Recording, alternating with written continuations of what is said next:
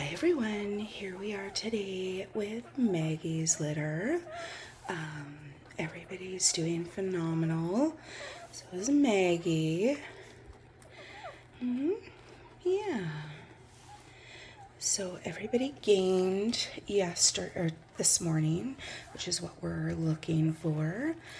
Maggie's milk did come in quite a bit last night. Now Maggie in her first litter was just a cow, like overproduced milk nonstop. So I'm always monitoring her. But I actually took away the Greek yogurt yesterday, and that helped. That calmed everything back down again. She just produces a lot of milk. So, and these are little guys. They're little tiny guys compared to Annie.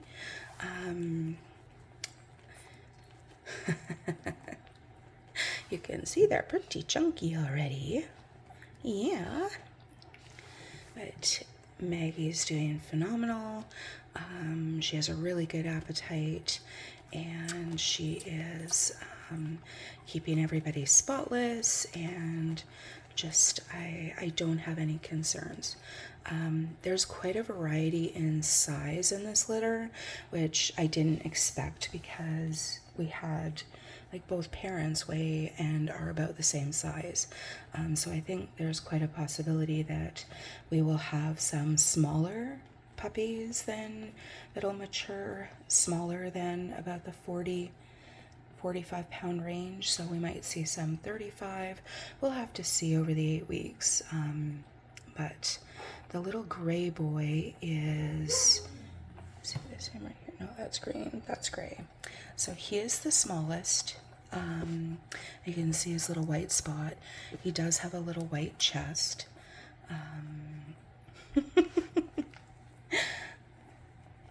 And then like the biggest puppies you can see are red and rose. Let me see here.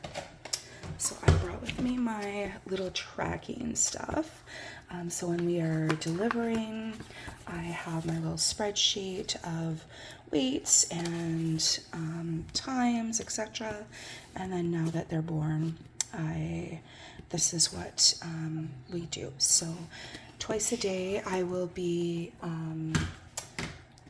I weigh them, and I change their collars every day. We'll do a little ENS and ESI with you once we start that. So that starts tomorrow on day 3. But yeah, we are doing awesome. They're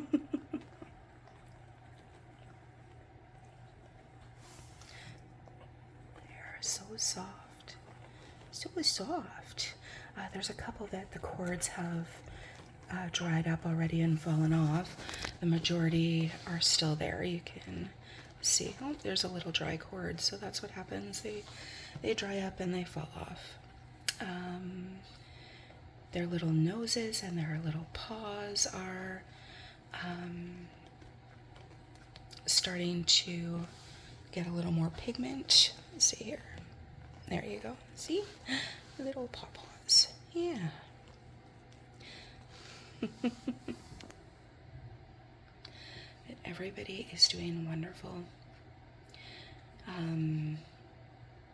With smaller guys, I monitor even closer. So every time, I didn't get a lot of sleep last night because every time I would hear a little puppy, I was here making sure, they're not behind mom, and they all have access to mom. So but for the most part, these guys are really content.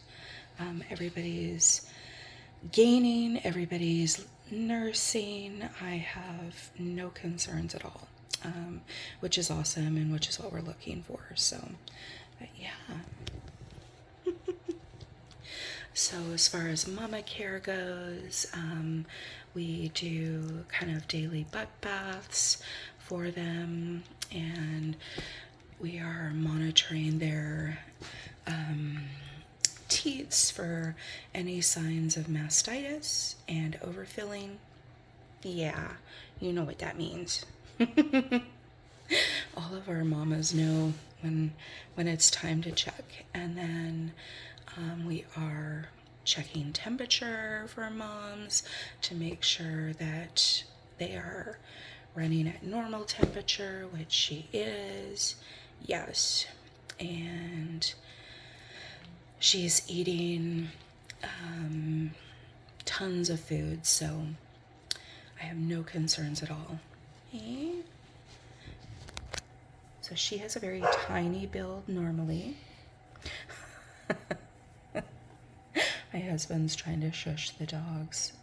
Yeah, they're outside the room. Yeah. Yeah.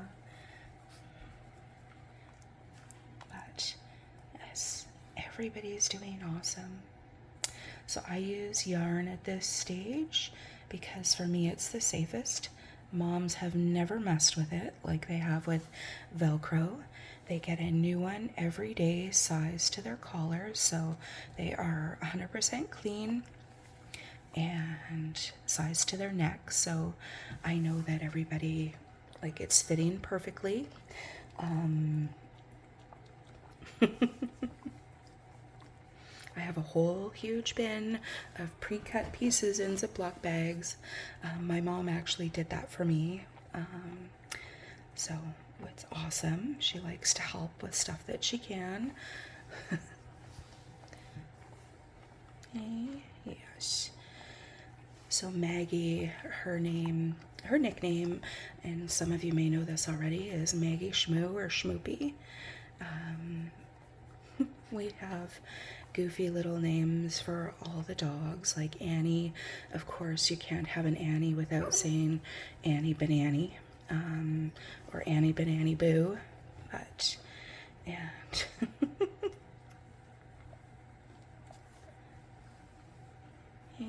yeah. So she's very attentive. She's turning her upside down to make sure she gets clean. But yeah. Everybody's doing wonderful. Everybody's pottying, which is all the things we're looking for. So Mr. Gray, he's not attached anymore. Let me see if I can. So he's the only one that has, so he has a little white spot on his chest. There you go, bud. Yes, it's very cute.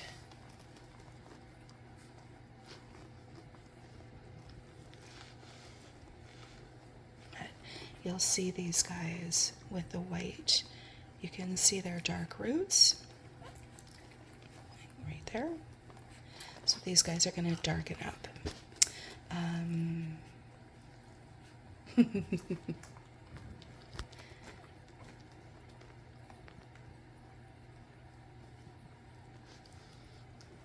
They are actually darker than what my camera shows them to be. We'll do their first pictures at a week old, so you can see that my camera tends to put a spotlight on them. So, like, she is the same color as Mom, but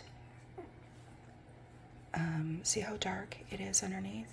So they're gonna darken right up.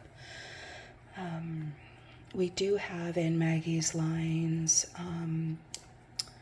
what we think is the Rufus gene in poodles, red and apricot poodles, that where puppies that are like apricot will actually darken as they age and not lighten. So we look at the base color. So as they get older, you'll see once they have their first groom, all these little light tips will be gone.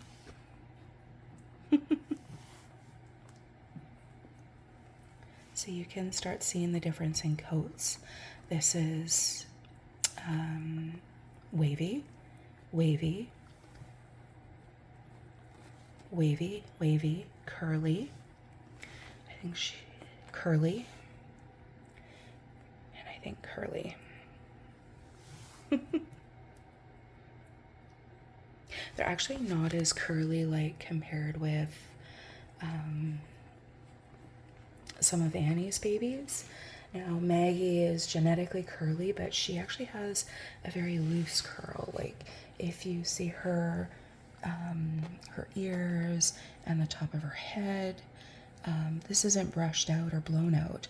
This is just her natural texture. She is got a very loose curl.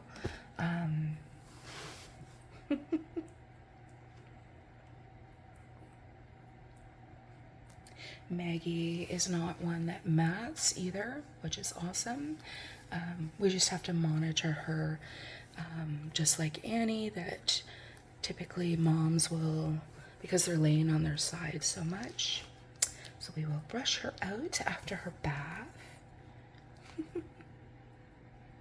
So sweet.